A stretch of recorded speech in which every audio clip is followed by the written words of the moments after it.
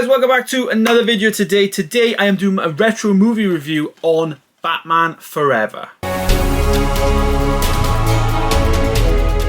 Batman Forever is the third installment in the first old 80s, 90s Batman movies, and this is a big deal because this is the first one where they changed the actual actor from Michael Keaton. I believe Michael Keaton just decided to leave. He just had enough with the role maybe, or didn't like the direction or something.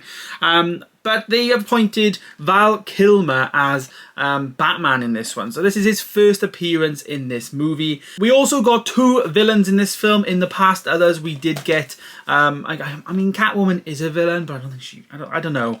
We got obviously mainly one protagonist. But in this one we got two. We had Jim Carrey playing the Riddler, and we also had Tommy Lee Jones playing Two-Face. There was also some supporting cast starring Nicole Kidman as well as Chris O'Donnell. This is the worst Batman film I've seen ever so far. I didn't like it at all. Val Kilmer was really off-putting, wasn't a good Bruce Wayne. As Batman, I didn't actually mind him as much as I did him being Bruce Wayne, but his Bruce Wayne was awful. I feel like he was trying to be too charismatic and too charmerish, like, if you know what I mean. And it just didn't really work. I just didn't think it really fit. You know, when in one sense you had Batman, which I thought he was not bad as, but wasn't as good as Michael Keaton. But then on the other side, you know, his Bruce Wayne was just really corny and just didn't work. This movie for me was, I think, some of my favourite villains in the series so far. The Riddler, Jim Carrey, this is like at the height, this was released in 1995, which is like the height of when Jim Carrey was like doing great stuff.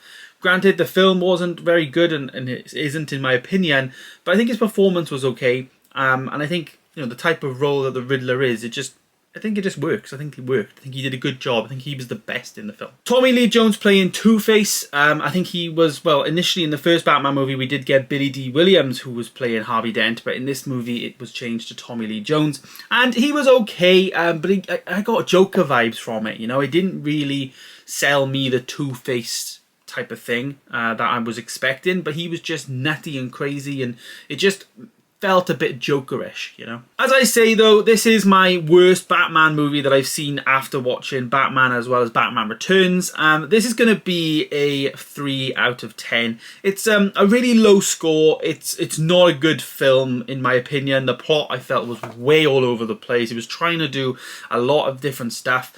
The actual, you know, the end goal of what was actually wanted, like the Riddler wanted to get in people's minds and make people think a certain way and just do that to entire Gotham City, like, it was just silly. It's also something to note because the first two Batman movies, which were directed by Tim Burton, this actually changed director, as well as Michael Keaton going off and not being part of the Batman series. This was directed by Joel Schumacher, with Tim Burton producing, and it just turned from being dark, mysterious, and like really cool to trying to advertise to like families and stuff.